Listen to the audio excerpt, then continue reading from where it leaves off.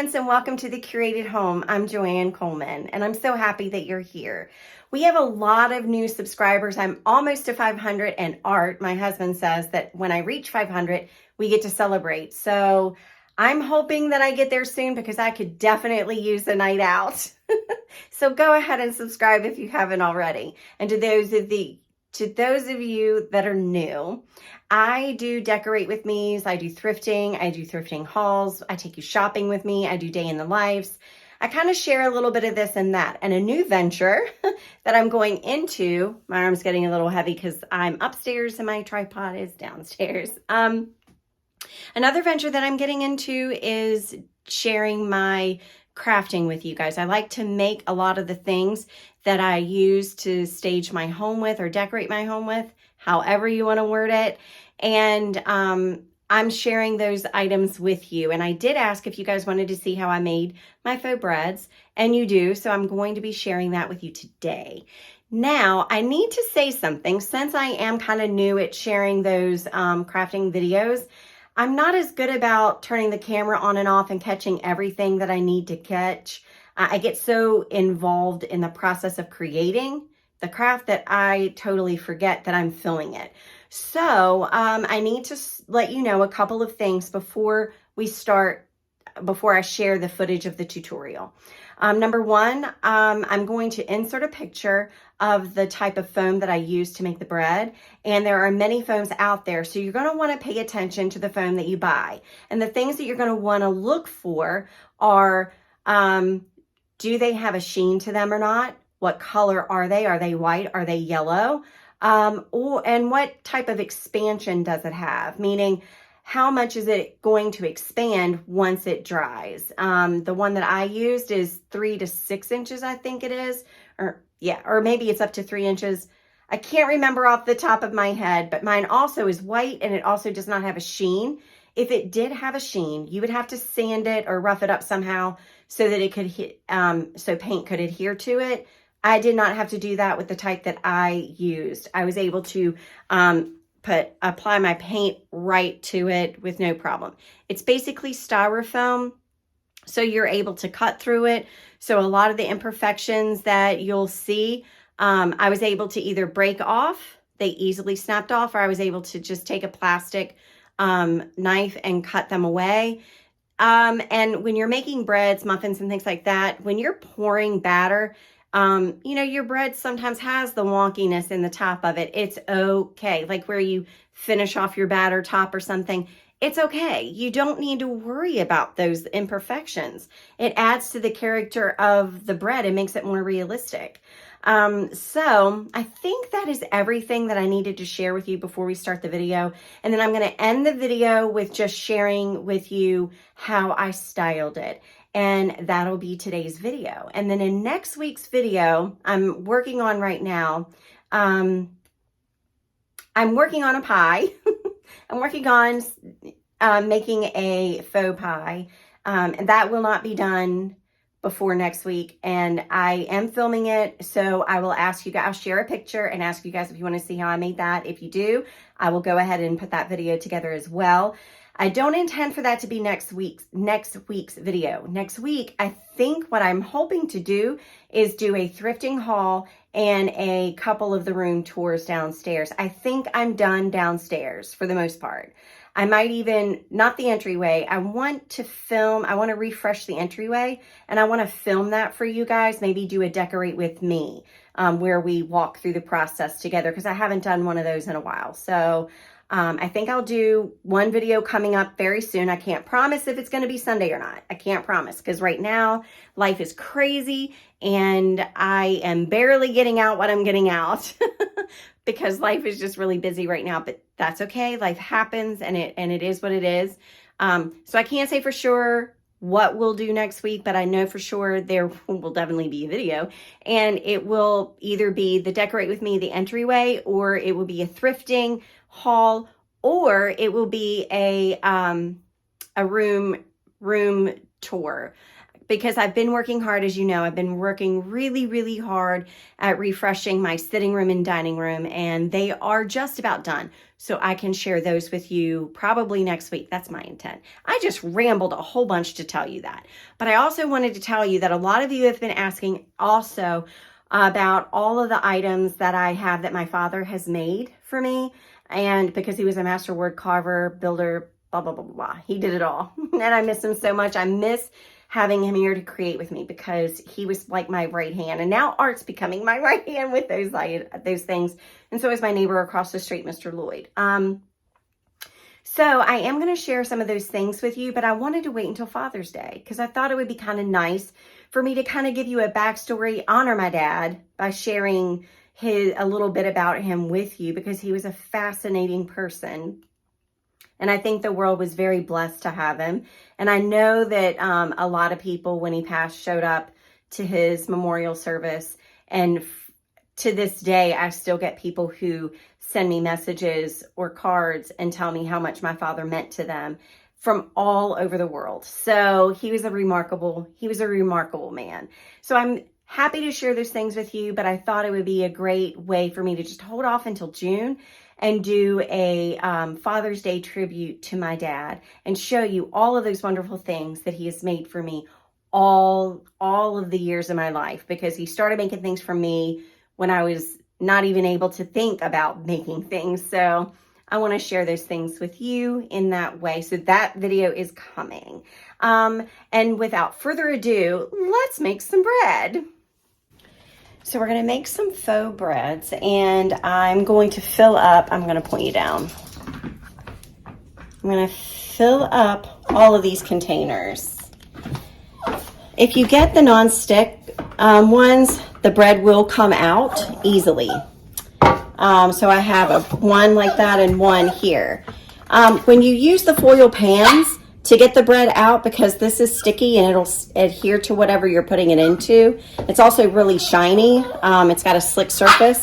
That's why it will come out of here, but it will not come out of here easily. You might have to peel this away, but you can leave it in here and maybe grunge this up to look like an old rusted tin or bread tin. So, you don't necessarily have to take the bread out of here.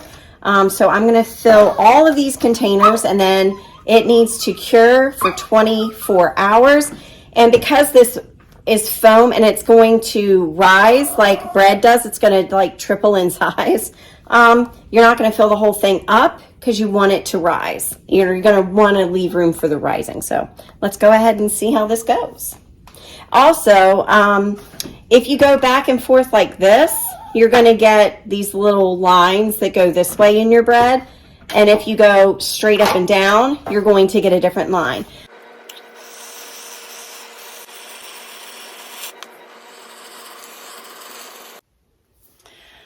Alrighty, so after it has risen, and you can see how it has all these imperfections, it's bubbled over and all of that, we can fix it, no harm. All is not lost. This one was a little bit better. I think I might want to do this one as a banana nut, decorate that. But I do have this an imperfection I need to fix. So I have this, and I'm not sure. I think I might leave this one in here. But a tip that I forgot to follow was to put a piece of cardboard down in the bottom, because that'll keep it flat. As you can see, it kind of beveled. So when it sits, it rocks a little. So I'm going to have to fix that. And I'll have to just kind of come up with something to fix this little imperfection. What I might do is actually try to get it out of here and then shave the bottom. And so it'll lie flat, maybe just put it in a different foil pan. So that's probably what I'll do. And then this one did really well as well. So we're going to remove them from the foil. This I'm having trouble getting out for some reason. This is one that I just bought, and maybe it's not the best nonstick. I bought the cheapo. So I'm going to just try to jimmy it out of here and see if these I can peel and cut the foil away, or should be able to. But this is like airtight in here, so maybe if I loosen it a little bit. And it doesn't appear to be all the way dry in the bottom, and it has been curing for 48 hours, so I'm a little stumped by that, to be quite honest. So I got all of the bread out of the foil, out of the pans. They are still drying on the bottom. My mistake was that I put too much in the pan because it rises, and it didn't have enough room to expand enough to get air in there. It got airtight, and then it wasn't able to dry all the way. But I was able to salvage those that were in the foil, and they are drying on the bottom now. The one that was in the tin, I just cut the bottom off even. There's also, I've never tried this before, but I've been watching some tutorials, and I'm gonna give it a shot. This is Grunge Mix, and it smells really good. It's used in primitive decor crafting, and it is coffee grounds, vanilla, cinnamon, nutmeg. I added cloves to mine, and then water. Did I say coffee grounds? Because that's the main thing. But you're going to keep it in a mason jar or a jar that you can shake. Put it in your refrigerator when you're not using it. And before you do use it, give it a shake because it has all the spices. And this is what helps your like faux foods get that really authentic look to them if you're doing like the breads and the pies and stuff, because it has all the spices you would put in a pie in it. So it's also going to smell very nice. And you're going to warm it up a little bit each time you use it. Put it in the microwave for a couple of seconds and warm it up.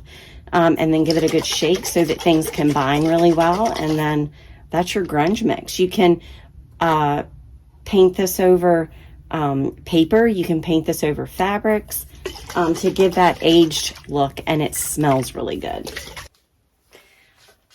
Okay, so the bread is painted, and I just used Folk Art Matte Teddy Bear Tan, and it will dry slightly lighter or darker. I'm not exactly 100% sure, but before this dries, I wanted to, sorry, this is in the way, but let me see if I can bring you closer. Okay, there we go. Let me see if I can. I'm doing the best that I can. So I'm going to go ahead and take my coffee grunge mix, and I poured some here so I wouldn't contaminate it with the paint. And I'm just going to brush over it while it's still wet, so that I can, I think I see I got brush hairs in here. I'm going to try to get the tweezers, get my brush hairs. That happens sometimes. All right, there we go. All right, and I'm just going to brush over it with this grunge to give it that nice brown look. It may or may not give me the effect that I want, but this is how I learn.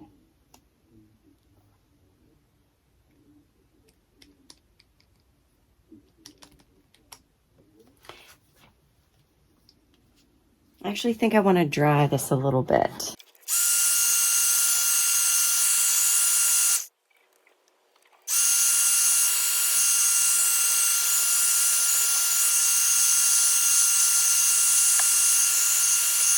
This is how I play. This is how I play, and this is how I discover and make art. I'm going to use my hairdryer and my brushes, my paints and my coffee grunge, just so I can get the texture and the color that I want for the bread. And I'm going to play until I get the desired effect that I want. And that's kind of how I go. Just like I cook, there's no rhyme or reason to how I do anything. Art, decorate, cook, it doesn't matter. I just kind of go with things and see where it takes me. But let me show you if I can. I'll take you down so I can. I'm not good at doing the craft tutorials and just not good at it. Let me see. So this is kind of this area, because I did it a little too soon. It wasn't, it kind of washed away the base paint. So I needed to go back over. So that's still a little wet. But with the coffee grunge added to it, it's given it that nice crusted bread look.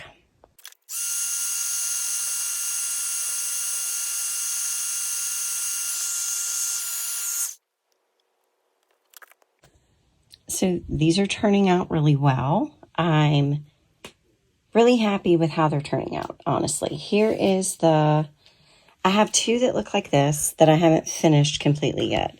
And then this one has the Mod Podge drying on the top. That's securing the, what do you call that? The oatmeal. I'm losing my mind. The oatmeal on top, because I wanted some ideas that I had that you could use to decorate the top are sesame seeds. You can do nuts for like a banana nut bread, which I wanted to do for one. I'm trying to move this, but I only have one hand. So let me move this over here so I have room for this one to sit. My hairdryer is my best friend right now. This acts like a drizzle. So if I was to do like one for a banana nut, I would do the like icing drizzle, and then I would add the nuts to the top. You can use real sesame seeds. You can use real nuts when you're doing projects like this. You can do real oats. The only problem is you're going to have to seal it really good. And you can do that with a spray sealer. You can go over it with Mod Podge, but you got to be careful because it's going to pull up. You're going to have to be just very careful and be prepared to probably throw your brush away. But you could use that. But I think a spray sealer is always the easiest to use. And there's a multitude of different kinds of spray sealers out there. I'll have to look to see what I have left in my stash for a spray sealer. But you can also use a spray adhesive for this too. I have not tried it, but I imagine it would be fine other than Mod Podge. But I like Mod Podge. I have more control. Let me dry this up really quick so I can get rid of this whiteness. As you can see, it's like white. I want to get rid of that if possible. So what I'm going to do is actually take some more of my coffee grunge, and I'm going to just dab over the top with the oats and dry it as I go. And that's just going to give me another layer of texture, another layer of, it's going to darken it up just a little bit. I don't like the whiteness of the oats so much, so it's just going to darken everything a little bit. And I'm going to bring you down. Hopefully you'll be able to see it better.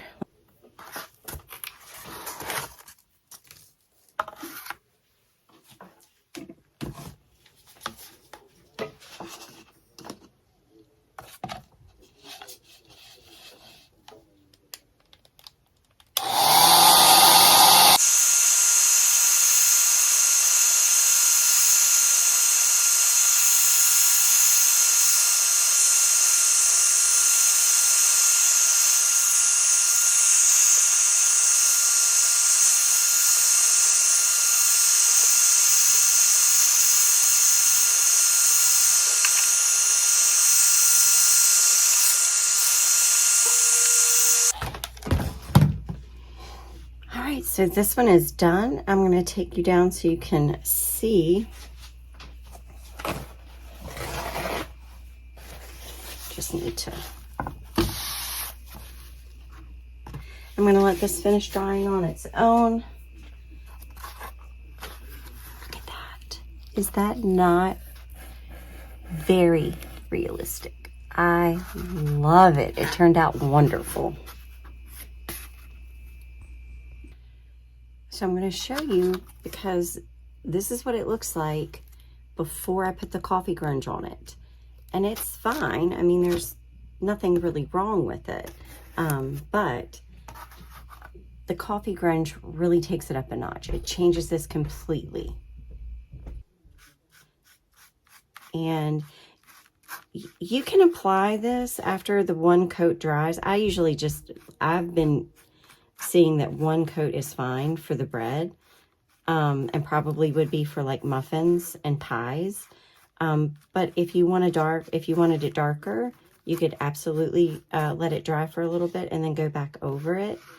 It drips down really nice. I just go back over my sides to make sure that I'm kind of guiding the drip a little bit.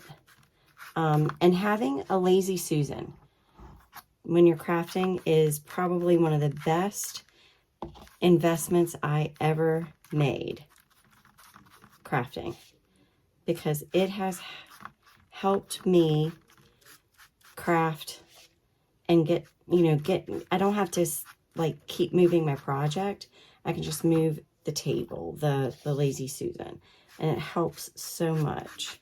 So I definitely suggest snatching those up inexpensively whenever you can and using them for your crafting and your projects, especially with painting and staining small things. It just makes it so much easier. You can just really get a 360 around your project. I also like sometimes not to rub, but to dab, because sometimes when you rub, if you get, like I'm being impatient today, so I haven't thoroughly dried my paint other than with the hair dryer. So I'm still gonna have some kind of not all the way dry spots. A hair dryer can only do so much. So I like to pat, so I'm not disturbing any wet spot that I might have, forgotten that was there. And I'm gonna go all the way around, make sure I get all the sides, and then I'm gonna give it a good once over with a hair dryer to kind of start the drying process.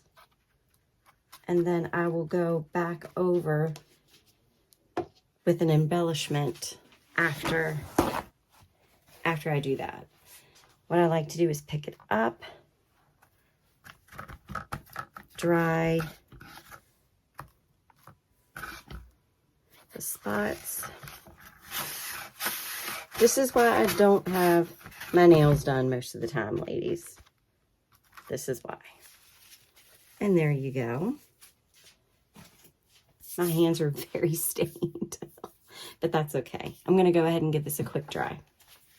So I always get nervous doing embellishments because it looks so good. And I'm not so sure I want to mess it up, but I do want to make a banana nut one, and I'm going to be using the puff paint for my icing. Now, do I want to put the nuts on first? I'm not 100% sure. I think I will do the nuts first. So I'm going to get my old trusty Mod Podge. It's been sitting here because I've been working on these projects. And you don't want to use Mod Podge straight from the container, because you're going to get all of your, like, coffee grunge and all of that in your thing or paint. So you don't want to do that. You want to keep it separate. And I'm not going to do a whole, like, I'm going to dab it on, I think, because I don't know the way that this dries on this particular styrofoam, because basically that's what it is, styrofoam. It doesn't dry as clear as I'd like. I'm getting like patches of the Mod Podge for some reason. So I'm going to try not to get it too deep into crevices. And I'm just going to do this.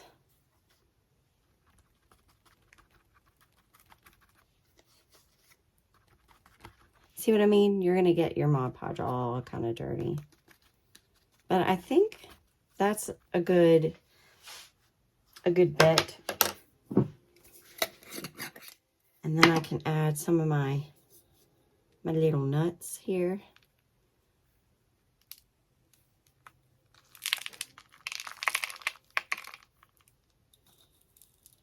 This is where I make such a mess. But that's why I love having a craft room, because I can make a mess and it doesn't matter. It really doesn't matter. I got Mod Podge running, so I'm going to sweep that up. All right, so then what I'm going to do is just take it and kind of go from, get some of the excess off, I guess, like that. All right, so see how it looks like it's got some banana nuts on the top? So then I'm gonna clean this surface off a bit, guys.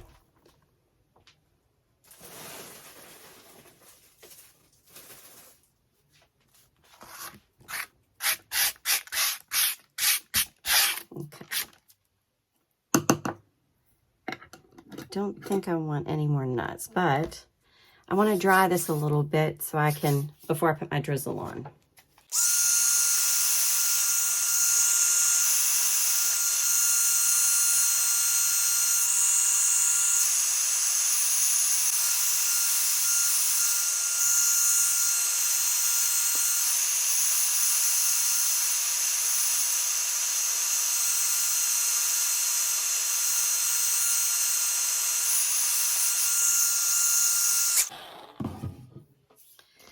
All right, so now I'm going to go back.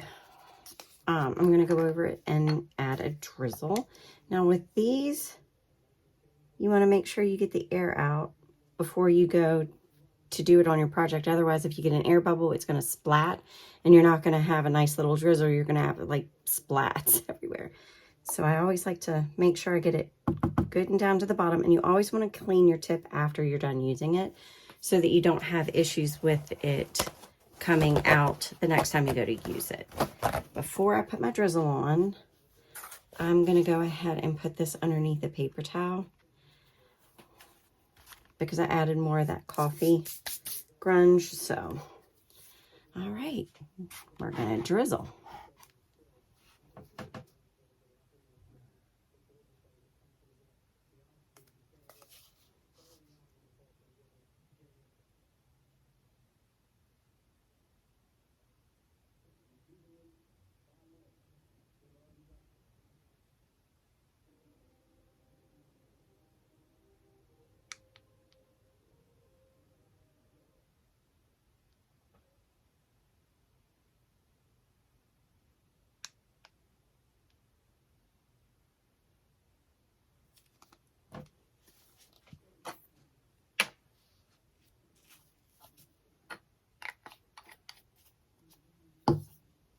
And there you have it.